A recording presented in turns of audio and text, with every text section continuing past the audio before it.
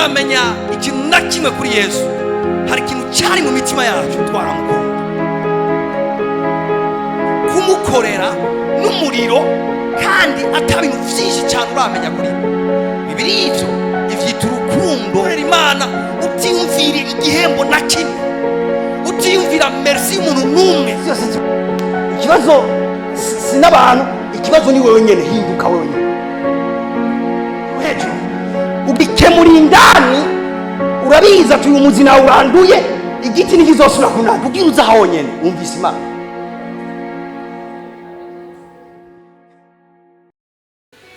Now nagomba umwanya rero dufata akanya ko kwiga ijambo ry'Imana.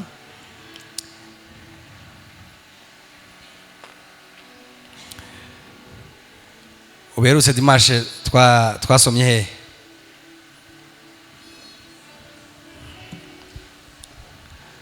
Ahego umuntu yumva ijambo akarigumana mu mutima. Dimanche twize ijambo twasomye he? Ijambo rya mbere, umutwe w'icyibo.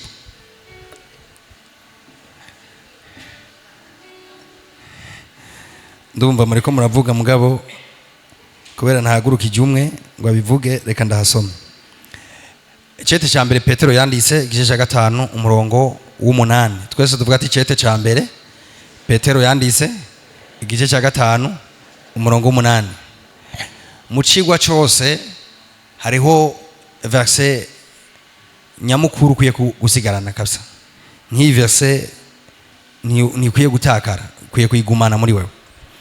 Rero katwasome kuba tutari kumwe mwahumvise, tujyaneyo twese afise Bibiliya mu telefone mu mpapuro. Byiza tuko turasoma ijambo ry'Imana, byiza twojana. Haravuga gutya: mwirinde ibiboreza, mwame mugavye, umurezi wanyu ari we wa mugwanizi agenda nk'intambwe yivuga, arondera uwarotsa. Mumugwanye mufise ukwizera gushikamye. Twese tuvuga tukwizera gushikamye. Iyi niyo teme turiko turiga, ukaba dufatiyeho turiko twiga ibijyanye no kwizera gushikamye. Kwizera gushikamye. Mumugwanye mufise ukwizera gushikamye, muzi yuko imibabaro ihwanye n'iyanyu ishyizwa kuri bene data bari mu isi. Imana ihabwa icyubahiro. Ku munsi w'Imana hariho uruhande nakoreko cyane rujyanye no kurwanya ubwoba mu mitima yacu. Mugabo uno munsi hariho urundi ruhande ngomba nkorereko cyane. Ndashaka uze kuhungurikirana utahane imbuto. Kuri witava ngo mwirinde ibiboreza, mwame mugavye. Twese tuvuga ati mwame mugavye. Aha niho ngomba gushimikira. Yavuze ngo mwirinde ibiboreza, hanyuma mwame mugavye. Mwame mugavye. Bibiliya ivuze ijambo kwama ugavye ni ijambo ry'ikirundi ryumvikana. Ivuga ngo mwame mugavye, mwame muri maso, ntimusamare, mwame mugavye. Iri jambo rikomeye cyane, mbere rikunda gukoreshwa ku bintu bitandukanye. Nko mu isezerano rya kera barakunda kurikoresha ku bantu bamwe, surtout abantu bita abashibamyi. Twese tuvuga ati abashibamyi. Iyo Bibiliya ivuga abashibamyi, nibaza ko atari terme shasha muri Bibiliya, ivugwa ahantu henshi cyane. Iyo Bibiliya ivuga abashibamyi, ibiriko iravuga abantu b'abararirizi. Nkoresha ijambo abararirizi. Iyo igisagara gifite umushibamyi, igisagara cyarasinzira, cyararyama gisinzira. Muga umushibamyi hari ukuntu bamufata bakamwubakira nk'umunara, hama akaja hejuru k'uwo munara kugira ashobore gukontorora ibintu byose byipasa mu gisagara.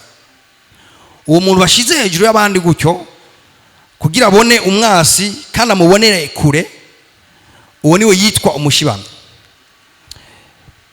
Rero hari abashibamyi b'igisagara ugasanga n'umuntu ashibamiye igisagara cyose. Bibiliya nigivuga umushibamyi, iri kivuga umushibamyi apana gusaba igisagara mugabo w'igihugu, canke ikavuga umushibamyi w'inzu, umushibamyi w'inzu, donc umuryango, hakaba umushibamyi wa famille kanaka.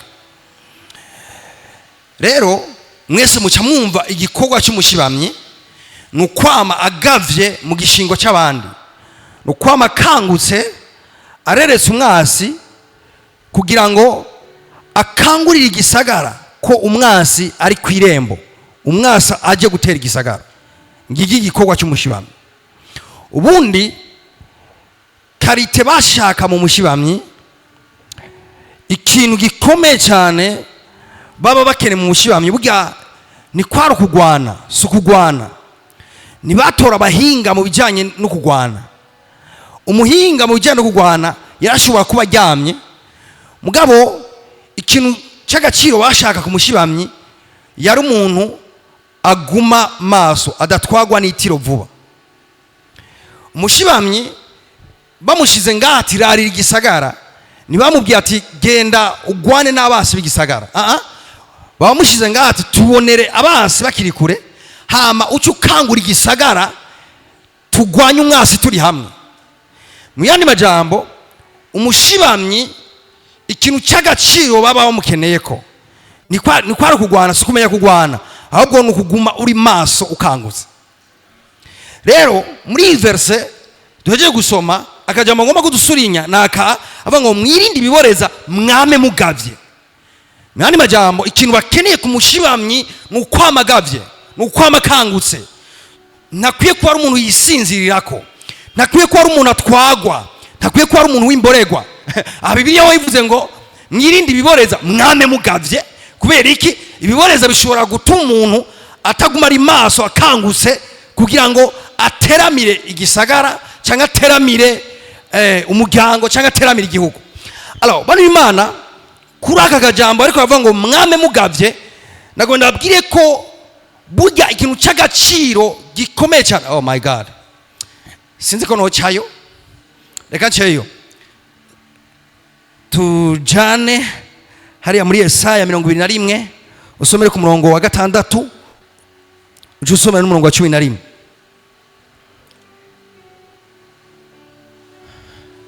Yesaya 21 6 uje usomere n'umurongo wa 11. Kuko ari ku mwami Imana ambariye ati genda ushireho umushibamyi. Umviriza ingene Imana yamubariye ati genda ushireho umushibamyi azavuge ico yabonye. Umviriza umushibamyi ikintu bamukeneye ko kwabona ibintu hama kabibwira abandi.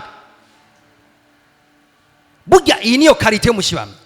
Bakeneye umuntu abona ibintu kure hama akaja kangura abandi ati hey mu gisagara hari ikibazo. Imana niyo yari yarabahaye iyi principe, ibabwira ngo mu gisagara mu ikambi yanyu ahantu mutuye apana kuryamira rimwe, apana mwese kujya mu gitanda ngo muryame. Hakwiye kuba hari umushibamyi abona umwasi akiri kure hama agakangura abandi bakagwanya umwasi bari hamwe. Somera 11. Imburi yo kuri Duma hari umpamagara ari Seyiri ati yewe mushibamyi ijoro rigeze hehe. Umviriza ikindi kintu umushibamyi yabazwa ivyipasa mu ijoro. Abandi bose baryamye, umushefa vyuse cyangwa mukuru igisagara vyuse yaca yegera umushibamyi ati hey ijoro ryagenze gute, mu ijoro habaye ibiki. Abandi bose bari baryamye, ivy'ijoro hari umuntu abibazwa, umuntu akangutse ari maso, n'umuntu abandi bari baryamye mbwa wewe yari ngaho agavye araririye igisagara. Uwo ni wamenya amasaha yageze, ni wamenya ko ijoro giye guca canke ritaraca, ni wamenya abasi bari mu gisagara, ni wamenya intambara zigomeze mu gisagara hama keforma abandi. Ngaha ezo umurongo ati yewe mushibamyi ijoro rigeze hehe. Ati ijoro rigeze hega mushibamyi. Mumva ko ivyerekeye igisagara n'ivyipasa mu ijoro nibibazwa ari wo wese, bibazwa umushibamyi. Wa mushibamyi aramwishura ati bugira buce, ati bugira buce kandi bugira bwire.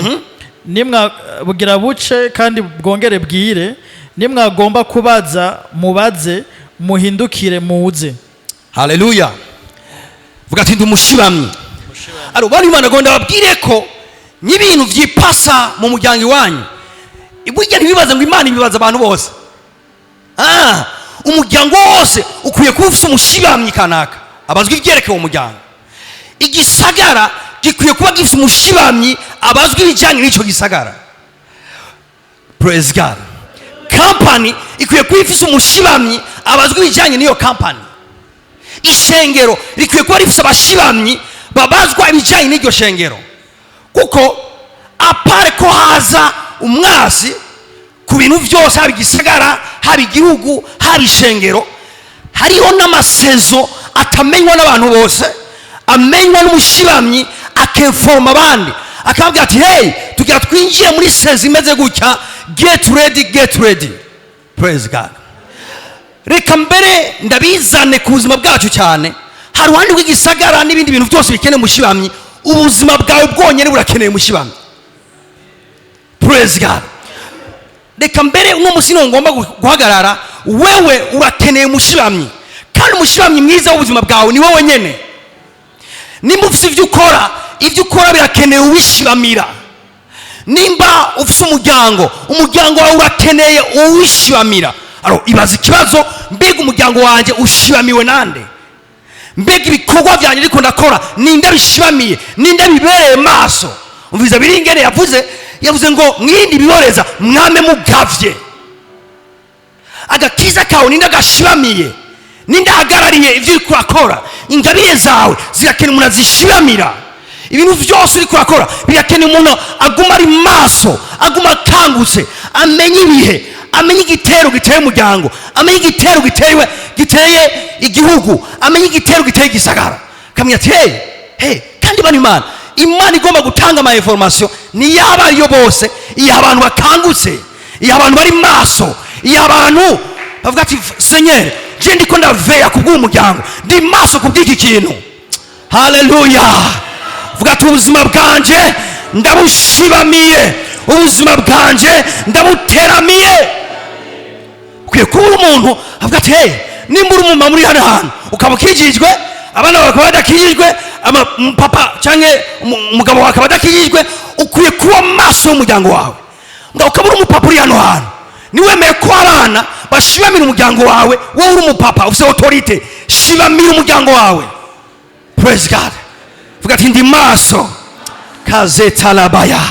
Bibiliya ivuga gutya, ivuga ngo umuntu mwiza yaraje umunsi umwe atera imbuto nziza mu murima. Hama bivuga ngo mwijoro abantu basinziriye, igisuma kiraza, umuntu mubaraza, ubu buri ariko baravuga ni Satani. Hama ngo atera imbuto mbi muri wa murima. Mbwa yaje abantu basinziriye. Mwene majambo igihe umwasi yasanze atawuri maso kugira ngo amubuze gutera imbuto mbi muri uwo murima. Bano Imana bwawundi mu buzima bwacu, ibintu vyinjirayo bibi, ibintu biza bitari vyiza, vyose vyinjira bihawe akse, nuko ari umuntu yategezwe kuba ari maso mugatari maso. Biva mu mugwanya wa mubi nawe azogira iki? Azobahunga. Mbwa umugwanya kubera wamubonye. Hari umuntu yisanga umwasi yinjiye, urugo yasambuye, business yegeje kure, agaza kwirotuva ibintu vyinshi byamaze kononekara. Mugabo naje kubakangurira kuguma muri maso igihe cyose, kuguma muri maso. Bibiliya yarabishavuze ngo mwindi biboreza kwinihezo, mwindi biboreza kugira mugume mugavye. Niko nderekana ku munsi w'Imana yuko biboreza sinzoga gusa, ukamunywa inzoga hura cyari kure gose, genda uzihane urijoro nyene. Ngene bakibanda ivyerekeye inzoga ngaha nibaza ko bakizwa benshi baramaze kubirengana. Mugabo ndariko nasubinya cyane ibindi bintu biboreza bitanditse ko ngo 30% d'alcool. Praise God. Hari ibindi bintu biboreza bitanditse ko ngo abapusanage kanaka ya alcool. Hari ibindi bintu biboreza shitse umuntu gatora telefone gatakara amasaha 5 akagenda, umuntu agatora television amasezo nk'atanu ya filime akamara iminsi 5 ariko ifilime itarahera, ugasanga yaragiye ibyo yategerezwa kuba bereye maso ntakibibereye maso, ibyo yategerezwa kuba ateramiye ntakibiteramiye. usanga rero agiye kwirotuva, umwasi yarinjiye hajya, yarabombarize hajya, yarononye biriya. Praise God. vuga ati ndi maso, ndakangutse, ibinyerekeye biraraririwe neza cyane. Shakarama sakataraba.